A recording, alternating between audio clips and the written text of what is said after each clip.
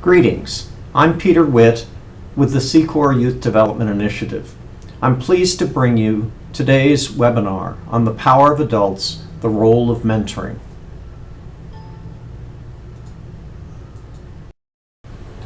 Some years ago, when we were discussing youth leaders and mentoring in one of my classes, a student shared this quote with me. "Some people come into our lives and quickly go. Others stay for a while, leave footprints on our hearts, and we are never, ever the same. What kind of leader are you?"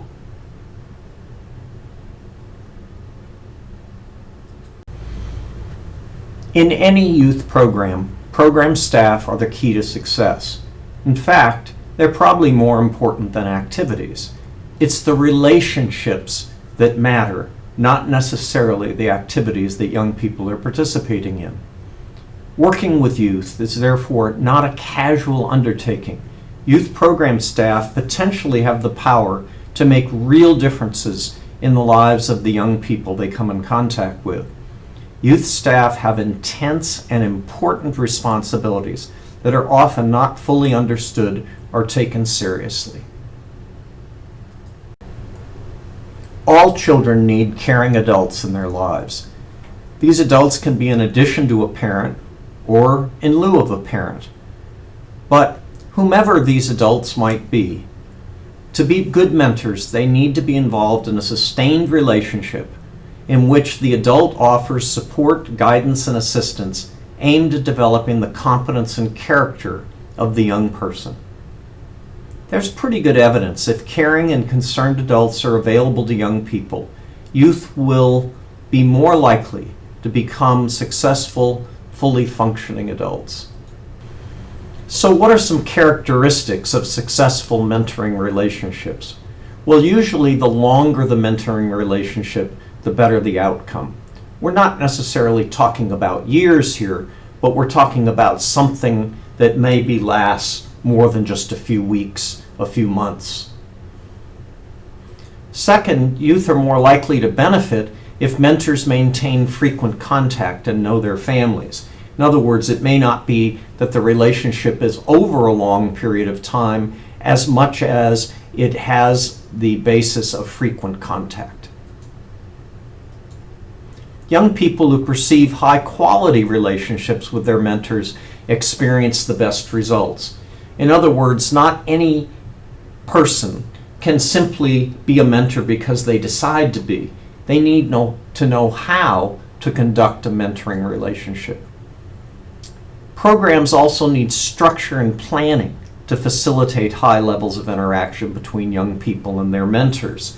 It has to be thought about in advance. Again, the relationship doesn't necessarily just happen.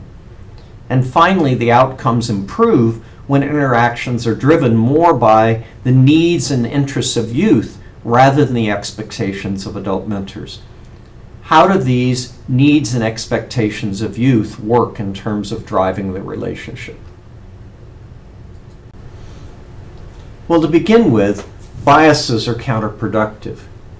It does no good to begin a relationship thinking that because of the background of the individual, where they come from, what race they are, what their gender happens to be, that you already know all about them. It's also necessary to begin a relationship with getting to know the individual such that the goals for the relationship are based on that individual, not a preconceived set of notions of what is good for all youth. Thirdly, it's important to create connection with a young person in order to foster development.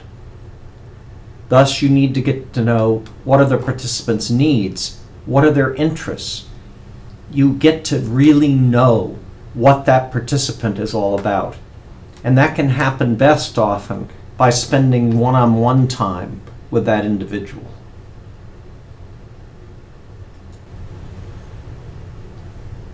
Let's talk a little bit about the power of our words and our thoughts. According to Karen Hall, the language we use shapes the way we think. We cannot change our attitudes and actions until we change our words. how does this actually play out? Well, we might use words to describe young people, such as they have a short attention span, or they're irresponsible, or they're distractible, or hyperactive, and so on down the list. But we could use words that describe young people as multitaskers, flexible, curious, energetic, and so on. This would make a big difference in how we see the activities and the actions of young people. We all know them. Some individuals in our communities are wizards when it comes to working with youth. Our goal is to become more like them in our daily, weekly, monthly, whatever it is, interactions with young people. We need to see the genuine potential, not the pathology, in youth. We need to make the young person, not the activity, our priority. We need to convey a sense of power and purpose and see the young people as the important element in the work that we're doing. Wizards have often been described as authentic. They're seen as real, not phony, and they're motivated to give back to their communities, families, or organizations in return for the things they received from caring adults when they were young. In other words, somebody modeled this behavior for them before. Being a wizard is not magic, but it may be hard to emulate because it's often hard to duplicate. But our goal is to try to be like those people we see in our community who are really good at working with young people. What are some of the challenges of mentoring? Well, as we've noted, sustaining contact and interactions can be a real problem. One of the things that hurts a lot of programs is staff turnover. Young people often consider that a staff turnover situation is simply another case where an adult breaks a promise to a child. When we begin a relationship with a young person, it's more or less with the idea that we're going to be there for them for a sustained period of time. Another mentoring challenge is providing adequate staff training, support, and recognition.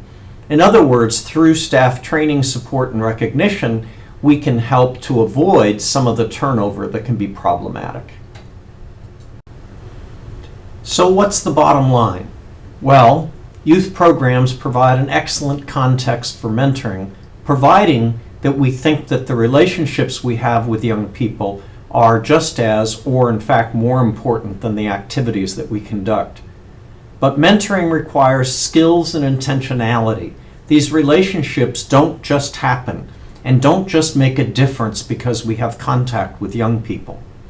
And finally, more thought needs to go into the relationships we form with young people.